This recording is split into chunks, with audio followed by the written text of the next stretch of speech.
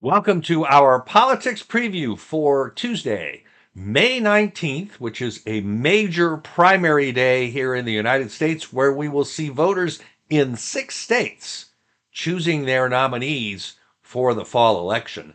But taking a step back, over the weekend, we saw Senator Bill Cassidy in Louisiana fall in the Republican primary, failing to even make the runoff election there in a huge victory, another one for President Trump in a Republican primary.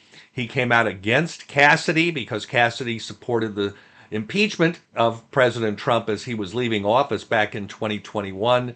And so he made it a major target to defeat Cassidy in the Republican primary and still save the seat for the GOP. And that will be likely in the person of Congresswoman Julia Letlow, who came within just 5 points of winning outright. And she faces former Congressman, current state treasurer John Fleming now in the runoff, and Cassidy is out. So turning now to today's primaries, the key things to look for in the races today: the Alabama governor's race, which of course Senator Tommy Tuberville looks like a lock to win the Republican nomination there. In his open Senate seat is really sort of the big contest where Congressman Barry Moore is expected to finish in first place tonight, but not reach 50%, and would likely go to a runoff with Attorney General Steve Marshall. In Georgia, we see a very competitive governor's race that will almost assuredly go to a runoff. The question is, on the Democratic side, would former Mayor Keisha Lance Bottoms, will she be able to win outright the Democratic nomination for that open governor's race? Of course, Governor Brian Kemp being term limited.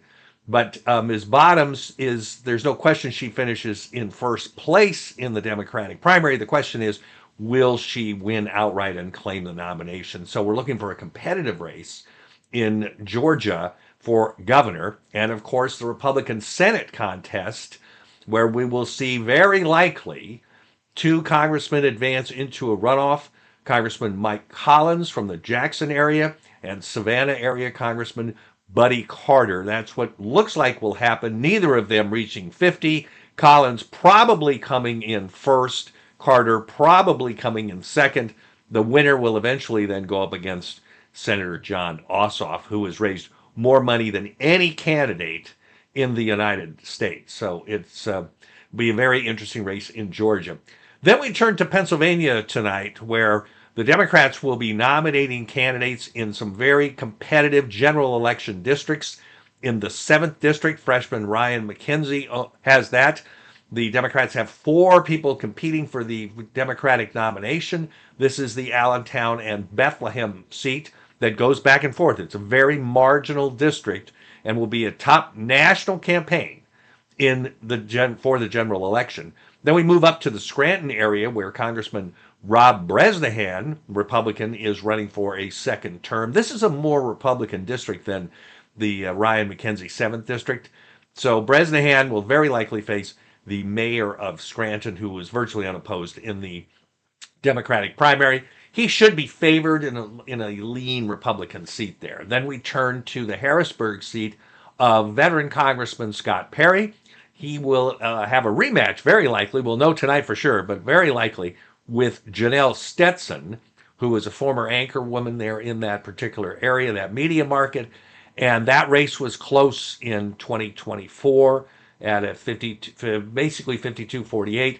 We shall see how it turns out in 2026, which Democrats, of course, think will be a much better year for them. But that's certainly a race to watch. And then next week, next Tuesday, the 26th, that will be the big runoff in Texas with Senator John Cornyn and Attorney General Ken Paxton. And that is likely to be a very close outcome, and we'll see what happens there. That could tell the story of what happens in the general election as well. So another senator on the bubble here, Senator Cornyn versus Ken Paxton.